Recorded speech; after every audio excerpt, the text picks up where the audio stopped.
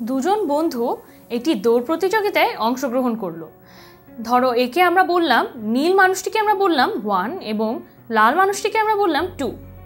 ওয়ানের ভর হলো m1 সমান 45 কিলোগ্রাম এবং 2 এর ভর হলো m2 সমান 50 কিলোগ্রাম এবং যেই রাস্তায় দৌড়ে যাবে তার দূরত্ব হলো 100 মিটার। এবং এই যে দৌড়ে যাচ্ছে তাতে এইটি সেকেন্ড যে মানুষটি বা দ্বিতীয় যে মানুষটি সে সময় নিচ্ছে t2 সমান 12 সেকেন্ড এবং প্রথম মানুষটির সময় তার এই যে প্রথম মানুষটি দ্বিতীয় মানুষটির সাথে তার সময়ের ব্যবধান হলো ∆t। কেয়ারফুল থাকবে, এখানে আমি বলেছি ∆t বা যেই সময়ের ব্যবধান তাকে আমরা বলছি 2 সেকেন্ড। এই যে নীল মানুষটি আছে সে দৌড় প্রতিযোগিতায় প্রথম হয়েছে, তার মানে সে দৌড় প্রতিযোগিতা জিতেছে। তোমাদের কাছে আমার প্রশ্ন হলো, দৌড় শেষ করার ঠিক আগের মুহূর্তে এই প্রথম যে হয়েছে তার গতিশক্তির মান কত? এখন তোমরা এই ভিডিওটি পজ করে নিজেরা একটু ভেবে দেখো এবং অঙ্কটি সমাধান করার চেষ্টা করো। এরপর আবার ভিডিওটি প্লে করে দেখে নাও আমরা কিভাবে সমস্যাটির সমাধান করেছি। দেখো, এই সমস্যাটির সমাধান করলে কিছু গুরুত্বপূর্ণ ধারণা তোমার মাথায় একদম সহজভাবে তুমি বুঝে নিতে পারবে। প্রথমেই একটি ছোট্ট জিনিস আমরা দেখে নিই। এখানে আমরা বলেছি 2 এর সময়ের মান হলো 12 সেকেন্ড এবং 2 এবং 1 এর মধ্যে সময়ের ব্যবধান হলো 2 সেকেন্ড। তোমাকে এটাও বলা আছে যে এই প্রথম যে মানুষটি হয়েছে 1, সে প্রথম হয়েছে এই কম্পিটিশনে। তার মানে একটি দৌড় প্রতিযোগিতায় আমরা কি জানি, যে আগে শেষ করে দৌড়টি সেই কিন্তু প্রথম হয়। তার মানে সে আগে শেষ করেছে। পদার্থবিজ্ঞানে এটা কিভাবে বলতে পারি, তার মানে তার সময় কম লেগেছে।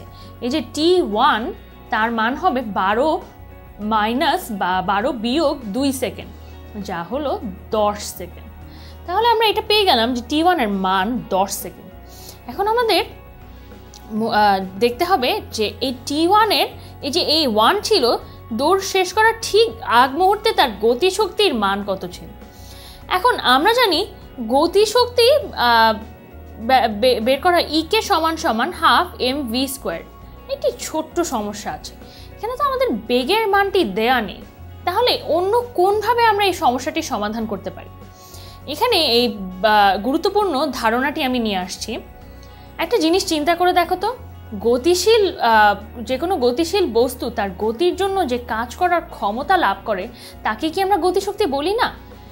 এই যে 1 আগে কিন্তু সে দৌড় প্রতিযোগিতার আগে কিন্তু কেউ দৌড়ে দৌড়ে শুরু করে না, সে কিন্তু স্থির অবস্থায় শুরু করেছে। তার মানে তার আদি বেগের মান ছিল 0। স্থির অবস্থা থেকে একটি বস্তুতে বেগ সঞ্চার করার জন্য যতটুকু কাজ করা লাগে ততটুকুই কিন্তু তার গতিশক্তি। তাহলে এখানে গতিশক্তিটি হবে সে যতটুকু এই বেগ সঞ্চার করার জন্য যতটুকু কাজ সে করলো। তাহলে এই কাজ যতটুকু করলো তা দিয়ে আমরা গতিশক্তির মানটি বের করে ফেলতে পারবো।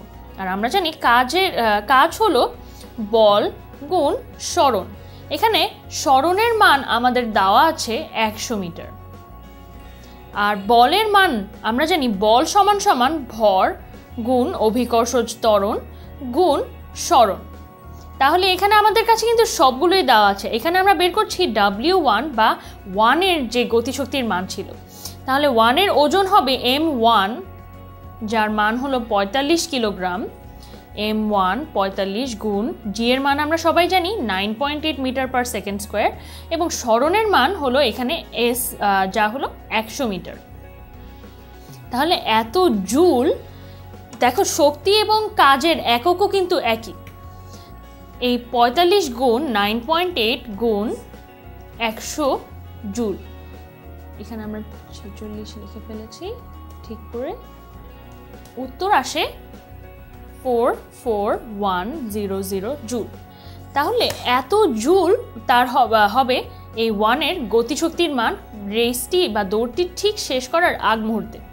এখন একটি জিনিস দেখে নাও, এই যে সময়ে তোমাকে বলে দেওয়া হয়েছে, এই একটি প্রশ্ন থেকে কিন্তু আমরা একটি উদাহরণ থেকে আমরা অনেকগুলো প্রশ্ন বের করতে পারি।